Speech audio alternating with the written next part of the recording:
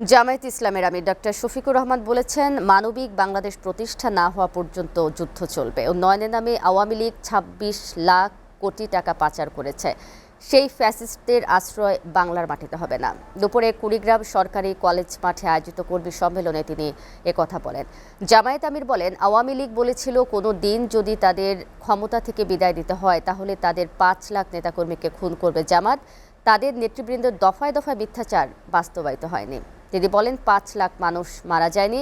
এদেশের মানুষ দেশকে ভালোবেসে দায়িত্বশীলতার পরিচয় দিয়েছে। খুনিদের মুখে দিয়েছে চুনকালি।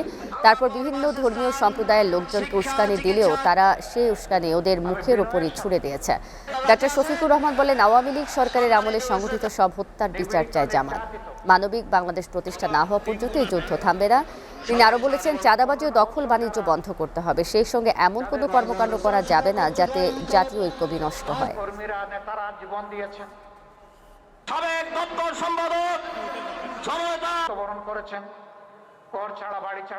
প্রধান অতিথি বিশ্ব বাংলাদেশ জামায়াতে ইসলামী রংপুরেই দিনেই তার শুনানি পিছিয়ে গেছে।